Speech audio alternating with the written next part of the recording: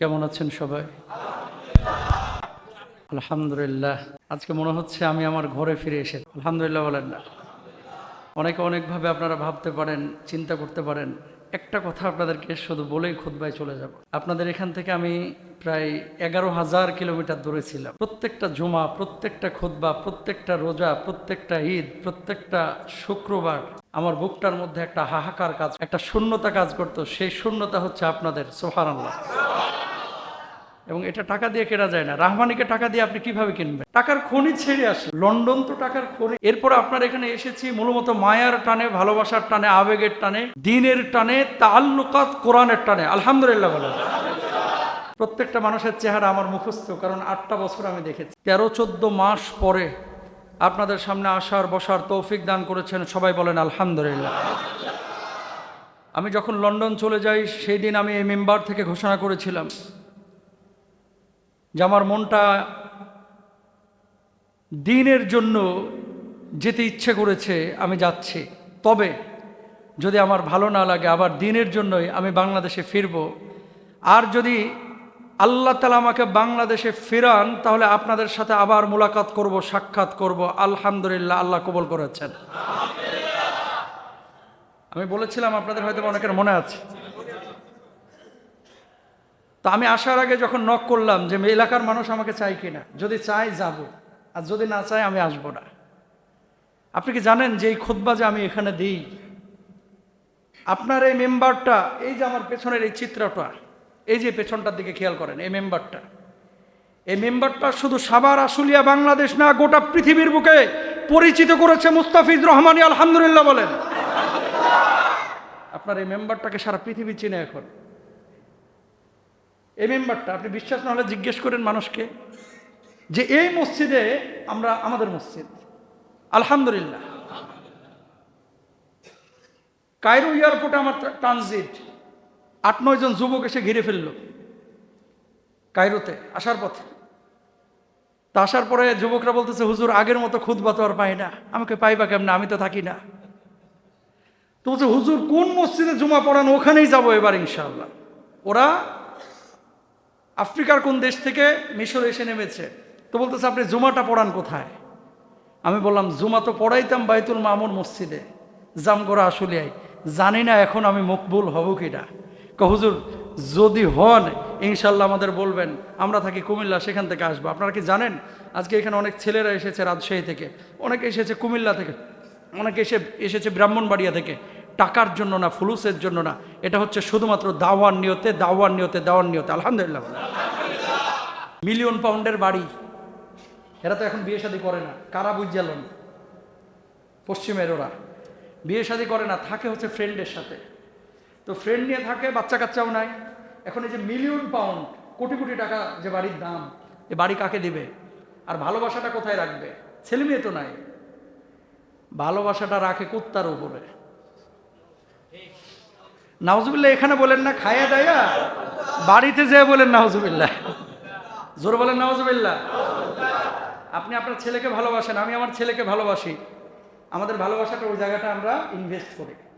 এখন ওদের তো বাচ্চা নাই, বউ নাই, বাচ্চা কাচ্চা নিতেও চায় না। এত বড় বাড়ি, এটা কি হবে? ওই ভালোবাসাটা তখন প্রত্যেকেরই 1-2টা করে, ভাই এক একটা কুকুর দেখতে হাতির মতো দেখা যায়। আর এই কুকুরগুলোর পেছনে তাদের মাসিক খরচ বাংলা টাকা, এক একটা কুকুরের পেছনে 4.5 থেকে 5 লাখ টাকা, এক একটা কুকুরের পেছনে। এখন আমরা সেনা মারা যাওয়ার আগে আমাদের সন্তানদের জন্য আমরা সম্পদ উইল করে যাই, অথবা সন্তানরা অটো পেয়ে যায়। হ্যাঁ, সম্পদ কে নেবে?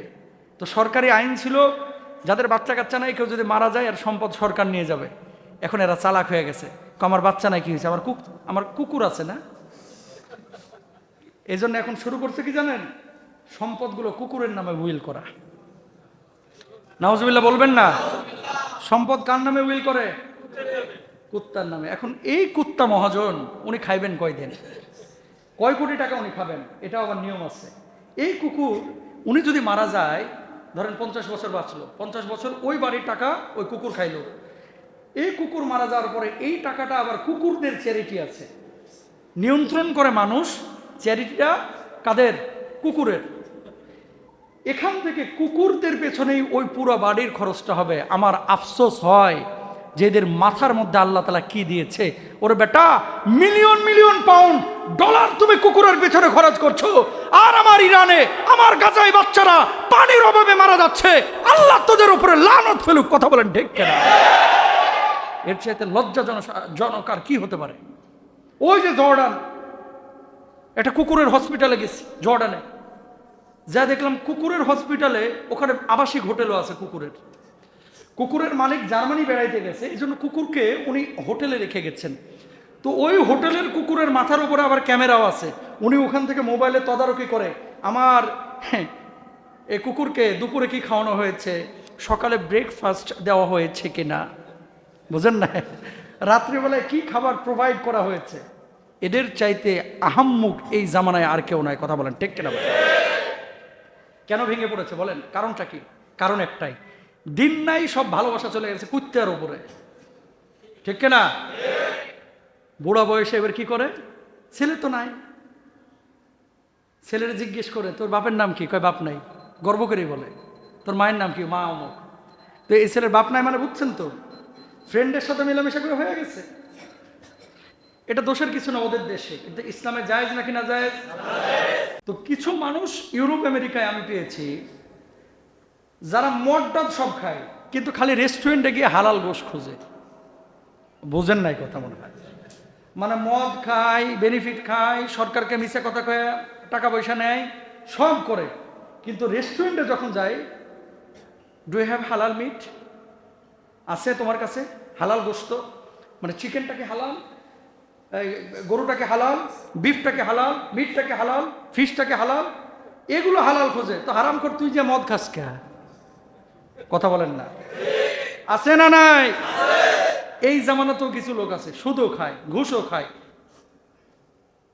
মেয়েদের সাথে মেলামেশাও করে, উল্টাপাল্টা কাজ কাম সবই করে, সব করে, খালি মুরগির দোকানে গিয়ে কয় বিসমিল্লাহ কইছস নি?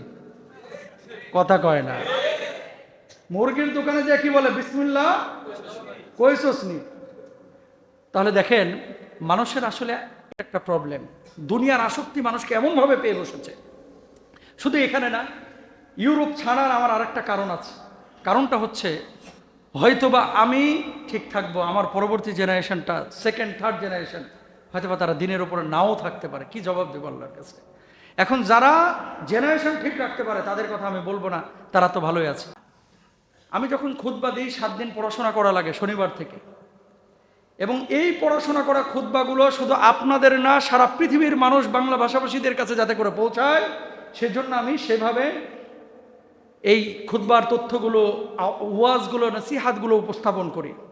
যে কারণে সারা বাংলাদেশের মানুষ চাতক পাখির মতো তাকিয়ে থাকে যে হুজুর এই জুমায় খুতবাটা কি আসছে। এই খুতবার জন্য মূলত এই ছেলেগুলো আসে। হ্যাঁ, ওরা ইউটিউব ফেসবুক থেকে কিছু হয়তো বা পয়সা পায়, মনে করেন না রাহমানি সাহেব এখান থেকে পয়সা নেয়। আল্লাহকে হাজির নাজির জেনে জানাচ্ছি, ওয়াল্লাহি আল্লাহর নামে হলফ করে, এই কাজগুলোর কারণে হাজার হাজার না লক্ষ লক্ষ মানুষ আজকে বেনামাজি থেকে নামাজি হচ্ছে। আল্লাহু আকবার বলে। লেকচার পাঠায় ছোট্ট করে, হুজুর এই ওয়াজের কারণে আমার জীবন পরিবর্তন হয়ে গেছে। তো এটা তো শুধু আমার কৃতিত্ব না, আপনাদের কৃতিত্ব, আপনাদের মসজিদের কৃতিত্ব। এবার আসেন, এটা জায়েজ নাকি না জায়েজ একটা কথা বলে আমি আমার মূল আলোচনায় চলে যাব। এই যে ক্যামেরাগুলো এসেছে, এরা মূল খুতবার সময় কিন্তু আপনাকে ডিস্টার্ব করে না। আরবি খুতবাটা যখন হয়, এখন যেটা হচ্ছে, এটা হচ্ছে নসিহাত, এটা দাওয়া, আপনাদের আমাদের সবারই। এই নসিহাতটা এখানে মনে করেন আপনারা 2000 মানুষ আছেন, আর এগুলোর মাধ্যমে বাংলাদেশে কিন্তু এই 3-4 আলেমের পেছনেই ক্যামেরাম্যানরা যায়, শেখ আহমদুল্লাহ সাহেব, আবদুল্লাহ সাহেবুল্লাহ সাহেব, সাদিক আজারি সাহেব, মুস্তাফিজ সাহেব। তো এখন আপনার মসজিদে যে এই ক্যামেরা সারা বাংলাদেশ কেন সারা পৃথিবীর ব্যাপী ছড়িয়ে দেওয়ার জন্য তারা যে মেহনতটা করছে, এলাকাবাসী হিসেবে আপনার গর্ব করা উচিত। আলহামদুলিল্লাহ বলেন। কই আর মসজিদে তো যাচ্ছে না। তো এই জায়গাটাকে আপনারা সমালোচনার দৃষ্টিতে না দেখে, আর যদি বলেন জায়েজ নাকি না জায়েজ, এবার সেখানে আসেন। সারা পৃথিবীর বড় বড় ইসলামিক স্কলাররা, এটা নিয়ে আমি দালিলিক আলোচনা করেছি আজ থেকে আরো 6-7 বছর আগে, ওদিকে যাব না। সৌদি আরব বলেন, কাতার বলেন, দুবাই বলেন, উমরা বলেন, হজ বলেন, যেখানেই যান, এখন কিন্তু বড় বড় মসজিদগুলোতে উপরে মনিটরে ইউজ করা হয়, যাতে করে ইমাম খতিবের খুতবা শুনতে পারে। আপনি এই এলাকায় থেকে এটাকে গোটা পৃথিবী মনে করবেন না। আমি আবারও বলি, এই এলাকায় থেকে এটাকে গোটা পৃথিবী মনে করবেন। মানসিকভাবে আপনি যদি ব্রড মাইন্ডেড না হতে পারেন, আল্লাহ তাআলা আপনার থেকে খেদমত নেবেন না। কথা বলেন ঠিক কিনা? এর জন্য চিন্তা চেতনা বড় করতে হবে। কি চিন্তা চেতনা? নিজে এখান থেকে দুইটা কথা শুনলে এই কথাটা বাইরে যা পৌঁছায় দেবেন, ইনশাল্লাহ বলেন না? এটা আপনার ইমানি দায়িত্ব। আপনি লন্ডন বলেন, আমেরিকা বলেন, সৌদি আরব বলেন, প্রত্যেকটা মসজিদে এখন এই খুতবাগুলো সরকারিভাবে তারা কি করে, প্রমোট করে, মুসলিম কমিউনিটি। কারণ আমার মা বোনেরা কিন্তু এই মসজিদে আসে নাই, এসেছে? মা বোনেরা কি এখানে নামাজ পড়তে এসেছে? তো আপনি যে নসিহতগুলো করলেন, আপনি আমল করলেন, আপনার বউ কোত্থেকে পাবে? আপনার ছেলে মেয়েগুলো কোত্থেকে পাবে? যারা নামাজ পড়ে না, ওই যে দোকানে বসে আছে, এরা কোত্থেকে পাবে? এর জন্য ইসলামিক স্কলাররা বলছেন, যদি ফিতনার আশঙ্কা না থাকে, মসজিদের ভিতরে এই ধরনের নসিহাগুলো স্প্রেড করার জন্য এই নসিহাতগুলো বিশ্বব্যাপী ছড়ানো জায়েজ আছে। যদি এখানে মূর্তি বানাইতো মঙ্গল শোভাযাত্রার মতো, তাহলে একটারও বসতে দিতাম না। কথা বলেন ঠিক কিনা? এই জন্য প্রিয় ভাই এবং বোনেরা, ওয়াতাআওয়ানু আলাল বিররি ওয়াত তাকওয়া, সৎ কাজের ব্যাপারে সহযোগিতা, অসৎ কাজের ব্যাপারে নিষেধ করা, এটা আমাদের নৈতিক এবং মৌলিক দায়িত্ব হওয়া উচিত। ইনশাল্লাহ বলেন। এবার আসেন মূল আলোচনায় চলে যাই। আজকে আমি একটি আয়াত তেলাওয়াত করেছি। আয়াতটি হচ্ছে সূরা কাফের 19 নম্বর আয়াত। যে আয়াতে আল্লাহ সুবহানাহু ওয়া তাআলা বলছেন, ওয়াজাআত সাকরাতুল মাউতি বিল হক যালিকা মা কুনতা মিনহু তাহিদ। সুবহানাল্লাহ বলেন। মৃত্যুর যন্ত্রণা এটা আমাদেরকে ভোগ করতে হবে। মৃত্যুর স্বাদ আমাদেরকে আস্বাদন করতেই হবে ভাই। কেউ কোনো আওয়াজ করবেন না, চুপ করে বসে কথাগুলো, দামি কথাগুলো মনোযোগ দিয়ে শুনবেন। এখানে যারা আছেন, কারো পয়সা বেশি, কারো পয়সা কম, কেউ আপনারা আছেন এই এলাকায় থাকেন, কেউ থাকেন বাইরে। মৌত যেদিন চলে আসবে, সকাল না বিকাল, সন্ধ্যায় না গোধূলিতে, গরমকালে নাকি শীতকালে, এটা কিন্তু আমরা কেউ জানি। এই জন্য আল্লাহ রাব্বুল আলামিন বলছেন, কুল্লু নাফসিন যায়িকাতুল মাউত।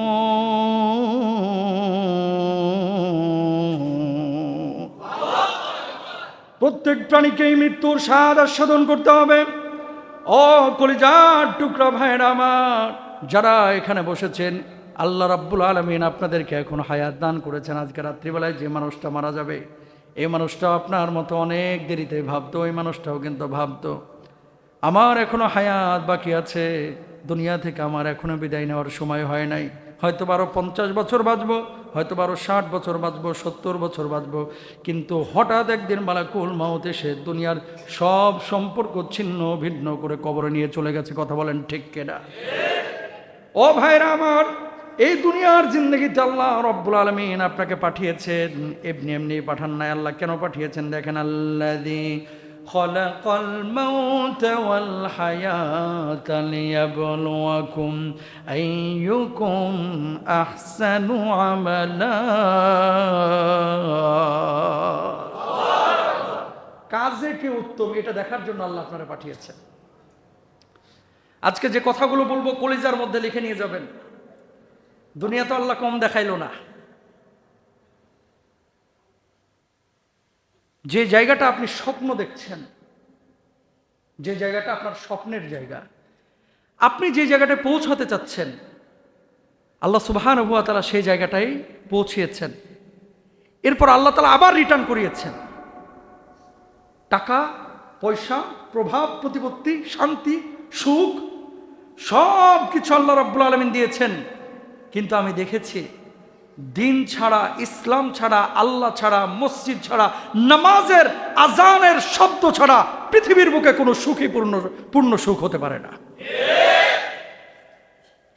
এই যে ইয়াংস্টার যারা বসে আছেন, যুবক এখানে, ওনাদেরকে যদি বলা হয় যে সুখের সংজ্ঞা কি, তারা বলবে, হুজুর সুখের সংজ্ঞা হচ্ছে 2-4 কোটি টাকা থাকলে আর কিচ্ছু লাগে না, সুন্দরী একটা বিয়ে করব, বাচ্চা কাচ্চা 3-4টা নিয়ে নিব, বউ নিয়ে কক্সবাজার ঘুরবো, বউ নিয়ে ওখানে যাব, সেখানে যাব। আর যদি বলা হয় সুইজারল্যান্ডের ভিসা ফ্রি, তো দুনিয়া কি জান্নাত বানায় ফেলবে। কথা বলেন না কেন?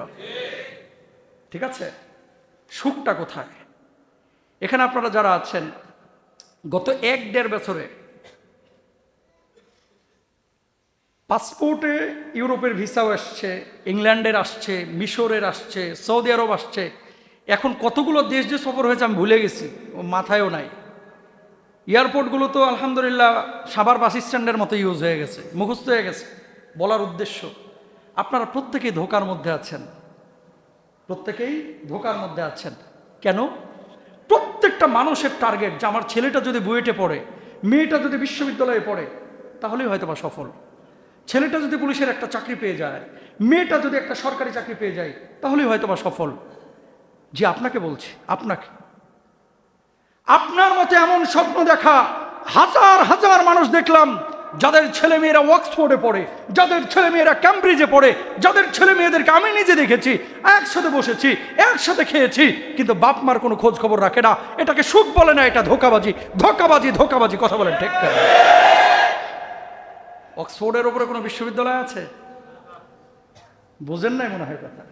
অক্সফোর্ডে কারা পড়ে? পৃথিবীর ক্রিমগুলো পড়ে, পৃথিবীর, নট বাংলাদেশ। গোটা পৃথিবীর সেরা স্টুডেন্টগুলো পড়ে কোথায়? এবং সেই অক্সফোর্ডে এমন স্টুডেন্টও পেয়েছি, আল্লাহকে চিনে গিয়েছে, এই বড় দাড়ি, জুব্বা টুপি, দেখে মনে হবে যে মাদ্রাসার হুজুর, মনে হয় ধান টান কালেকশন করতে আসে গ্রাম থেকে, অথচ অক্সফোর্ডে গ্র্যাজুয়েশন করা। সারা রাত দাঁড়িয়ে দাঁড়িয়ে ইস্ট লন্ডন মসজিদে কিয়ামুল লাইল করেছে।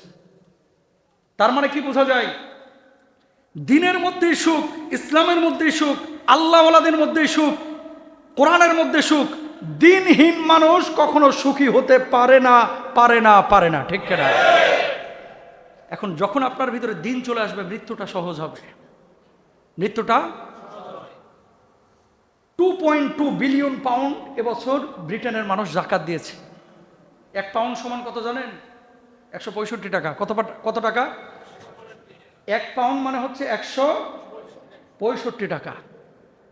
2.2 বিলিয়ন মানুষ, ব্রিটেনের মানুষ গোটা পৃথিবীকে যাকাত দিয়েছে। সে দেশে যাকাত খাওয়ার মতো কোনো মানুষ নাই, বুঝলেন?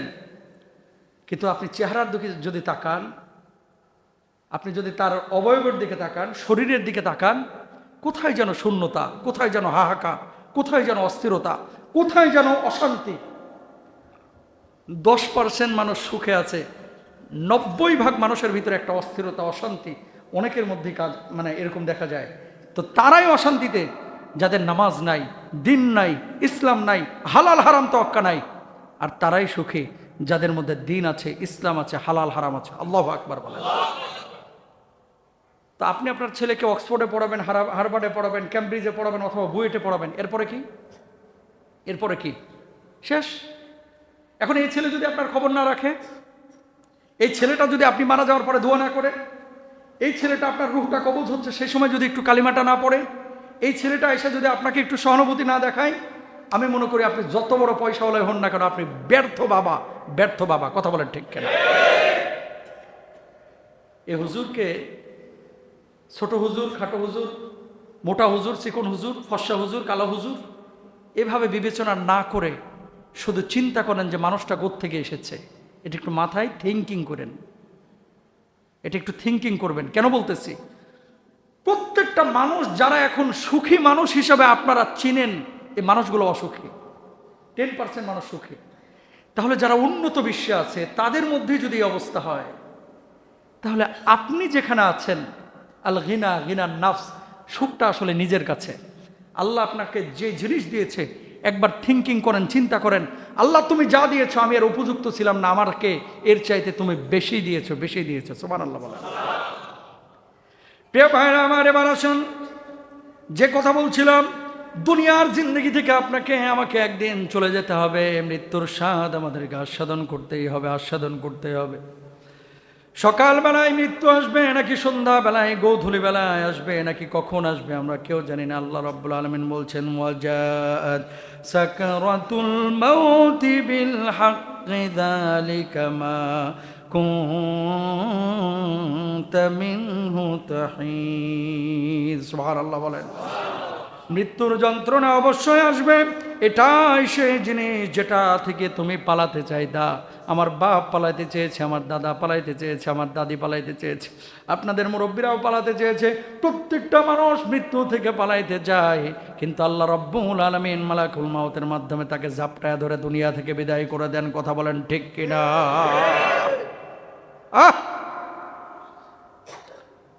প্রিয় ভাইরা, আবার মানুষজন এমন কথা বলে, হুজুর মানসিকভাবে আপনি ঠিক আছেন কিনা?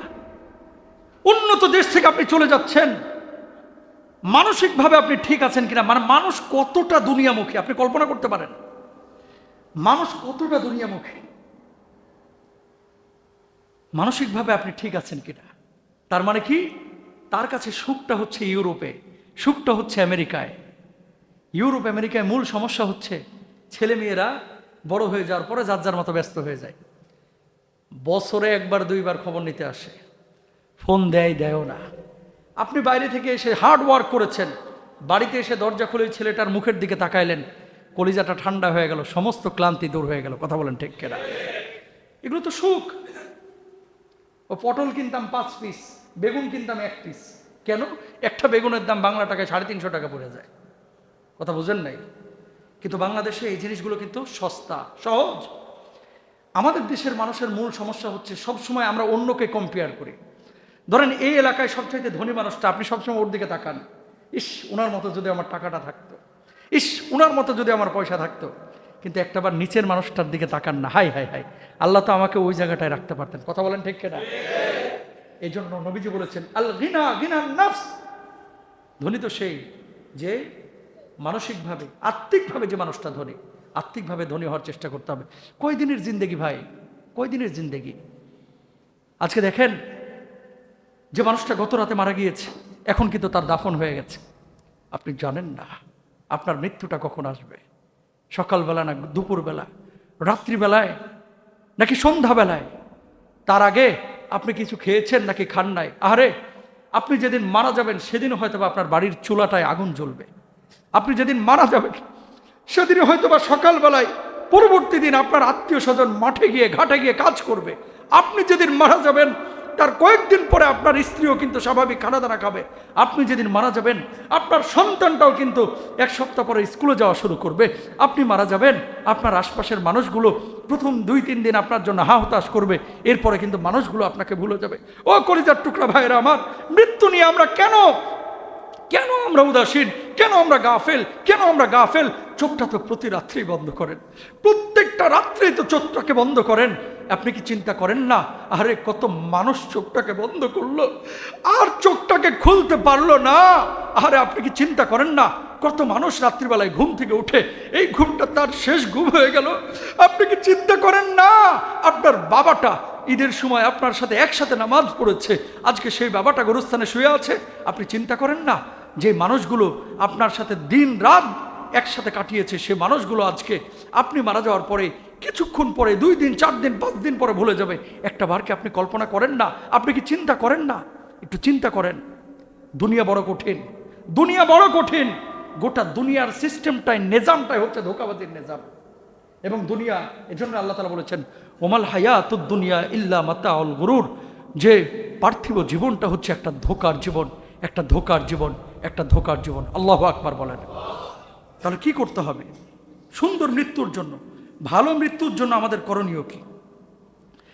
প্রিয় ভাইরা আমার, ভালো মৃত্যুর জন্য সাহাবী রিদওয়ানুল্লাহি আনহুম আজমাইন যেভাবে প্রস্তুত নিয়েছেন, সব সময় মৃত্যুকে স্মরণ করতে হবে। সাহাবীরা এভাবে শিখেছেন। আল্লাহর হাবিব সাল্লাল্লাহু আলাইহি ওয়াসাল্লাম বলছেন, আকসিরু যিকরা হাযিমিল লাযযাত। আল্লাহর হাবিব বলছেন, তোমরা বেশি বেশি মৃত্যুকে স্মরণ করো, বেশি বেশি মৃত্যুকে স্মরণ করো। আমার নবীজির জীবনে কোনো গুনাহ ছিল না। ওয়াল্লাহি লা আস্তাগফিরুল্লাহ ওয়া আতুবু ইলাইহি আকতারা মিন 70 মাররাত। আমার নবীর জীবনে কোনো গুনাহ নাই, নবীজি জীবনে কোনো গুনাহ করেন নাই। আমার নবী নিষ্পাপ ছিলেন, আমার নবীর জীবনে কোনো গুনাহ ছিল না, কিন্তু আমার নবী প্রতিদিন 70 বারের বেশি তওবা করেছে। আপনি আমার জীবন, আপনার আমার জীবনে শত শত হাজার হাজার গুনাহ আছে, কিন্তু আপনি আমি দিনে একবারও তওবা করার সুযোগ অনেকেই পায় না। কথা বলেন ঠিক কিনা? আল্লাহর হাবিব সাল্লাল্লাহু আলাইহি ওয়াসাল্লাম বললেন, এজন্য আকসিরু যিকরু হাদিমুল লাজ্জাত, বেশি বেশি মৃত্যুকে স্মরণ করো, কারণ দুনিয়ার সব আস্বাদন সব স্বাদ কিন্তু মৃত্যু ধ্বংস করে দেবে। আল্লাহর হাবিব সাল্লাল্লাহু আলাইহি ওয়াসাল্লাম 1 নম্বরে বললেন, 2 নম্বরে বললেন, দুনিয়ার প্রতি আসক্তি কমাও।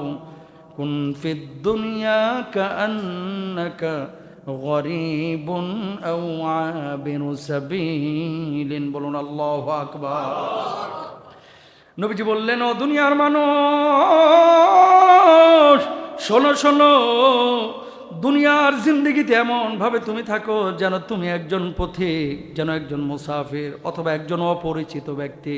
ও কলিজার টুকরা ভাইয়ের আমার, খেয়াল করেন, এই দুনিয়ার জিন্দেগিতে যত চাকচিক্য, যত মায়া, যত ভালোবাসা, সব কিছু একদিন শেষ হয়ে যাবে যখন মালাকুল মাউত এসে রূহটাকে কবজ করবে। কথা বলেন ঠিক কিনা? এবার দুনিয়ার প্রতি আসক্তি কমাবেন কেমনে? কিভাবে কমাবেন? শুনেন, পাপের সুযোগ না পাওয়া আর পাপের পরিবেশে থেকে পাপ না করা, দুইটা কিন্তু দুই জিনিস। বুঝেন নাই মনে হয় ব্যাপারটা। আপনি পীর সাহেবের ছেলে, আপনি সুদ খাইবেন কেমনে? আপনি হুজুরের ছেলে, আপনি ঘুষ খাবেন কিভাবে? কিন্তু আপনি ভূমি অফিসে জব করেন, আপনি জনপ্রশাসন মন্ত্রণালয়ে কাজ করেন, সেখানে সুদের সময় মানে সুযোগ আছে, ঘুষের সুযোগ আছে, আপনি ঘুষ খাইলেন না, আসলে আপনি আল্লাহওয়ালা। কথা বলে না। আসলে আপনি কি? সুযোগ আছে সুদ খাওয়ার, সুযোগ আছে ঘুষ খাওয়ার, কিন্তু আপনি খাইলেন না।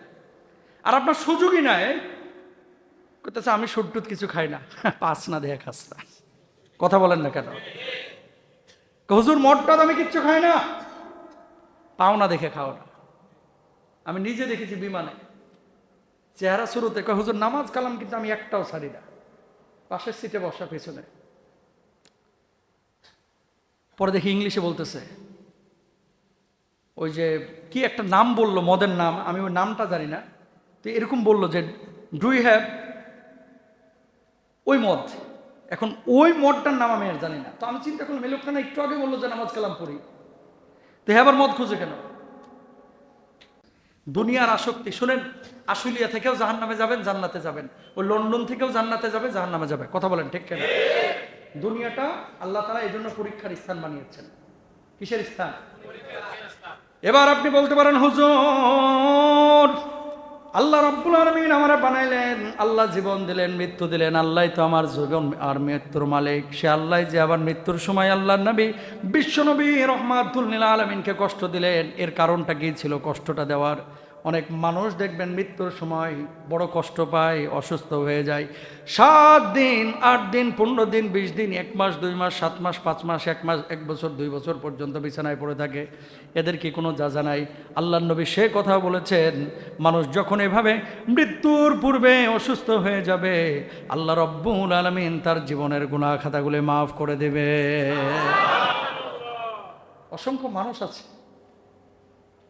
আপনি খবরদার এই কথা বলতে যাবেন না তার অসুস্থতা দেখে যে কোন পাপ যেন করছিল এর লাগে এত কষ্টে মরতেছে। খবরদার এই কথা বলবেন না, ইনশাল্লাহ বলেন না।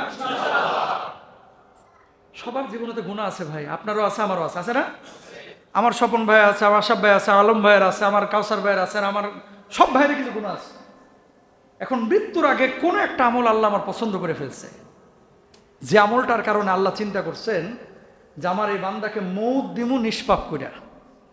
তো আখিরাতের জিন্দেগি, কবরের জিন্দেগি, এটা তো বড় আযাবের জিন্দেগি, ওখান থেকে যাতে করে আযাবটা লঘু হয় এই জন্য দুনিয়াতে 7 মাস যদি ফেলায় রাখে, তো ওই 7 মাস 7 বছর জাহান্নামে আগুনের চেয়ে পুরার চাইতে ভালো। কথা বলেন ঠিক কিনা? এই জন্য কোনো মানুষের অসুস্থতার কারণে খবরদার এই কথা বলবেন না, না জানি কি পাপ করছিল, এই পাপের খেসারত আজকে দিতেছে। আমি 2টা লোক পাইছি লন্ডনের, মদিনায় গিয়ে মরছে। একজন মরছে মদিনায়, আর একজন প্রতিমধ্যে, মানে মদিনা আর মক্কার মাঝখানে। আলহামদুলিল্লাহ বলেন। তো এটা তো অবশ্যই ভালো মৃত্যু। ভালো মৃত্যু কিংবা ভালো মৃত্যু না, ভালো মৃত্যু। কেন? আল্লাহ নবী নিজেই উমর রাদিয়াল্লাহু তাআলা আনহু দোয়া শিখিয়েছেন, আল্লাহুম্মা রযুকনি শাহাদাতান ফি সাবিলিক ওয়াজআল মাউতি ফি বালাদি রাসূলিক। আমিন বলেন সবাই। আমিন। আল্লাহ আপনি আমাদেরকে শাহাদাতের মওত দান করেন, বলেন আমিন। আমিন। আর জোরে বলেন আমিন। আমিন। আল্লাহ আপনি আমাদেরকে মদিনা মুনাওয়ারায় আপনার নবীজির রওজার পাশে মওত দান করেন, বলেন আমিন। আমিন। বাংলাদেশ থেকে অনেক হাজী এই যে যাবে হজ্জে, অনেকে কিন্তু মদিনায় মারা যাবে। ইহরামরত অবস্থায় হাজী মারা গিয়েছে, আমি দেখেছি। এর চাইতে পরম সৌভাগ্যের মৃত্যু কি আর হতে পারে ভাই? তো আল্লাহ তো আপনাকেও ওই মোটটা দিতে পারে। আপনার এলাকার, আমার এলাকারও এবছর অনেকে হয়তো হজ্জে যাচ্ছেন। আল্লাহ সবার হজ কবুল করুন, আমিন বলেন। যারা হজ্জে যান নাই, আল্লাহ যেন বারবার আল্লাহর ঘরে হাজিরা দেওয়ার তৌফিক দান করেন, বলেন আমিন। দুনিয়ার আসক্তি কমান ভাই, দুনিয়ার আসক্তি কমানো লাগবে। দুনিয়া যারা কামিয়েছে, আপনি যেই জায়গাটায় কামাইতে চাচ্ছেন, অলরেডি যারা কামিয়ে ফেলেছে, এই মানুষগুলোকে তো দেখলাম তারাও সুখী না। বুঝেন নাই? আপনি যেই জায়গাটা কামাইতে যাচ্ছেন, যেই জায়গাটায় আপনি যাইতে চাচ্ছেন, যেই জায়গাটা আপনি পৌঁছাইতে যাচ্ছেন, ওই জায়গাটায় পৌঁছে দেখলাম আসলে বিলিয়ন বিলিয়ন টাকা পয়সা ঘোরাঘুরি করতেছে, ডলার পাউন্ড তাদেরকে আল্লাহ তাআলা দিয়েছে, এরপরও এরা সুখী না। এখন আমি বুঝে গেছি আসলে টাকা দিয়ে সুখ হয় না। এতদিন ওয়াজ করেছি, আজকে বাস্তবতা পেয়ে গেছি, আলহামদুলিল্লাহ বলেন। বুঝাইতে পারছি কথাটা? এখন বুক ফুলায় কেন বলতেছি বলেন তো? চোখ দিয়ে দেখছি এই জন্য। এতদিন বলছি শুধু কিতাব পড়া, এতদিন বলছি কি পড়া? কিতাব পড়া, আর এখন চোখে দেখে বলতেছি।